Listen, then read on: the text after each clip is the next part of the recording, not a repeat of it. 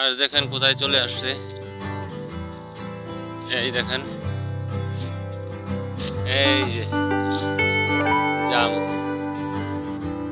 দেখতে পারতেছেন, জাম চলে আসছে।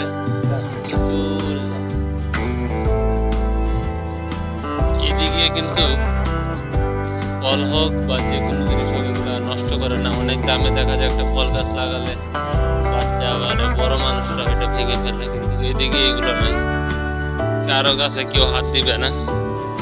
দেখতেছেন এই জাম গাছটা দেখতেছেন কত সুন্দর, এত পরিমাণ জাম আসে প্রতি বছরই প্রচুর পরিমাণ জাম আসে। তাই মাঝে মাঝে খাই, এই কয়েকদিন পরে খাওয়া যাবে, সব ঝরে ঝরে পড়বে জামগুলো। আবার জাম গাছ রয়েছে, এদিকে আবার প্রচুর জাম গাছ রয়েছে।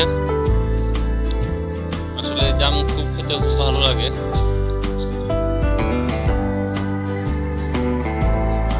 আজকেও প্রচুর রোদ উঠছে,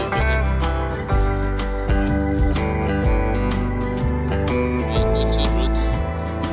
আমি এখন রোদ্রে দাঁড়িয়ে আছি, একটু ওদিকে যাবো।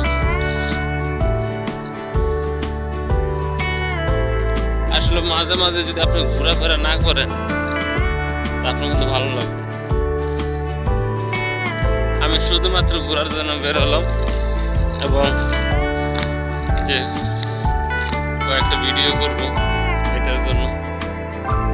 আর এইগুলা জঙ্গলগুলো আমি আগেও বলেছিলাম, এই জঙ্গলগুলো বিপজ্জনক, এগুলো কিন্তু গরু খাবে না।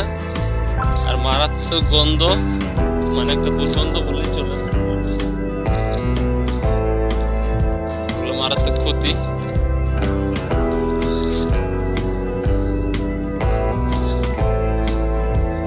আর এই গাছটাতে কোনো কাঁঠাল আসে নাই, এই যে দেখেন এটা একটা প্রজেক্ট, এটা বদ্ধ হয়ে গেছে। এই দেখেন এই প্রজেক্টটা বদ্ধ হয়ে গেছে। এই যে বদ্ধ হওয়ার কারণ হচ্ছে আপনার আসলে কাম করে এখন বর্তমান মানুষ লাভ করতে পারে না।